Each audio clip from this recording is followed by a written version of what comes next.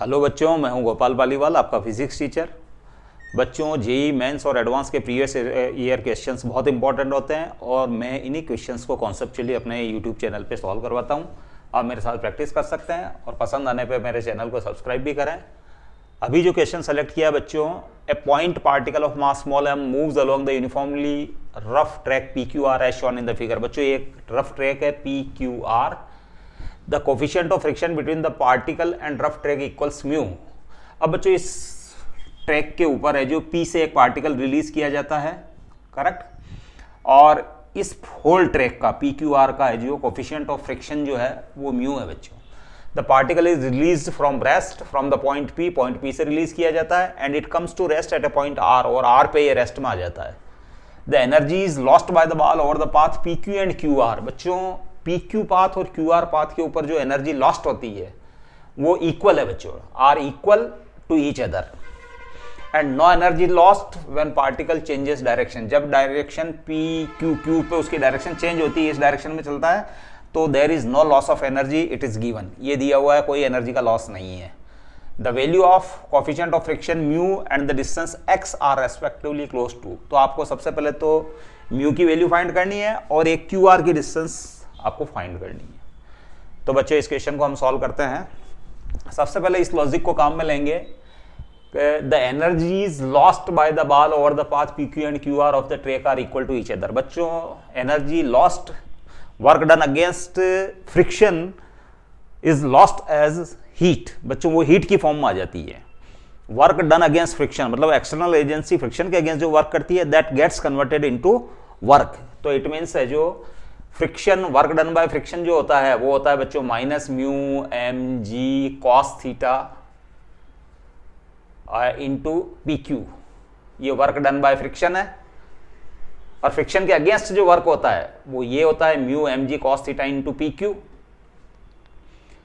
और this work equals to work done against friction, ये दिया हुआ बच्चों, over path Q R.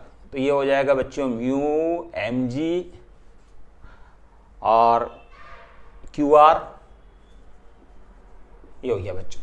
It means मतलब ये क्या हुआ बच्चों, W P Q equals to W Q R. ये बाय एक्सटर्नल एजेंसी, फ्रिक्शन के अगेंस्ट जो एक्सटर्नल एजेंसी वर्क करती है, that gets converted into heat, वही हीट में कन्वर्ट होता है। और ये सेम दिया हुआ है बच्चों, तो by external agency. Now mu M G से म्यू एम जी कैंसिल बच्चों। Now Q R equals to cos theta P Q into cos theta, P Q into cos theta. P Q हो जाएगा बच्चों, पी क्यू इस triangle की geometry से angle 30 दिया हुआ है, तो ये हो जाएगा बच्चों 2 upon sine 30, 2 upon sine theta हो गया एक तरीके से। ये एंगल थीटा हो गया, ये 30 डिग्री, और कॉस थीटा तो ये हो गया 2/tan थीटा, tan थीटा और थीटा 30 डिग्री है, तो 2√3, तो ये हो गया 2 इंटू 1.73, तो ये हो गया बच्चों 3.46 मीटर, जिसको आप नियरली है जो 3.5 मीटर लिख सकते हो, करेक्ट। तो ये तो आ गया बच्चों क्यू आर। तो इसका एक आंसर है जो आपको मिल चुका है, क्यू आर की वैल्यू 3.5 मीटर नियरली आ चुकी है। अब आपको चाहिए कोफिशिएंट ऑफ फ्रिक्शन। तो बच्चों, कोफिशिएंट ऑफ फ्रिक्शन के लिए जो मैं वर्क एनर्जी थ्योरम अप्लाई करूंगा पी क्यू आर पाथ के लिए, वर्क एनर्जी थ्योरम।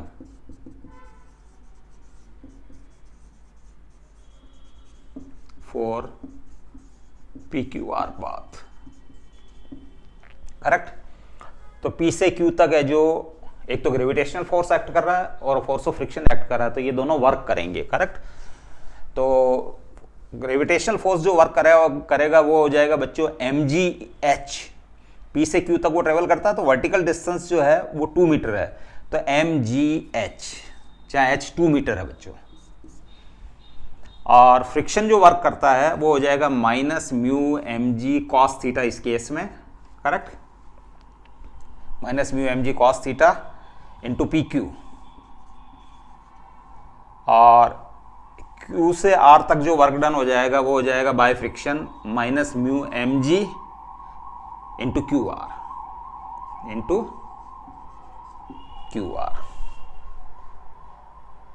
करेक्ट। और final kinetic energy zero, initial kinetic energy यानी R पे आने पे वो रेस्ट पे आ जाता है और P पे भी है जो उसको रिलीज किया गया था रेस्ट से, तो फाइनल काइनेटिक एनर्जी जीरो और इनिशियल काइनेटिक एनर्जी भी जीरो। अब बच्चों वर्क डन बाय फ्रिक्शन, ये दोनों वर्क डन बाय फ्रिक्शन ये तो सेम है, बट ये दोनों है जो सेम है, work done by friction over path P Q and Q R ये सेम है, करेक्ट। मतलब ये और ये सेम है, ये गिवन है बच्चों, गिवन, करेक्ट। तो ये हो जाएगा बच्चों एम जी एच, अब इसको ट्वाइस कर देता हूं बच्चों क्योंकि ये दिस इक्वल्स टू दिस, तो ये हो गया बच्चों minus two mu M G cos theta equals to zero. अब एम जी से एम जी कैंसिल, तो म्यू की वैल्यू जो आ रही है बच्चों वो आ रही है एच अपॉन, अच्छा ये इंटू पी क्यू भी है, सॉरी इंटू पी क्यू, क्योंकि दिस इक्वल्स टू दिस है तो इसका डबल कर रहा हूं मैं, या इसका भी डबल कर सकते हो लेकिन है जो इसका डबल कर देते हैं हम, तो minus two mu M G cos theta into P Q equals to zero. अब एम जी से एम जी कैंसिल, भले यहां से भी कर सकते हो, कोई दिक्कत वाली बात नहीं है, एम जी से डिवाइड कर दिया होल इक्वेशन को, तो म्यू इक्वल्स टू हो गया H upon two into P Q, P Q है बच्चों 2 upon sine theta into cos theta, correct.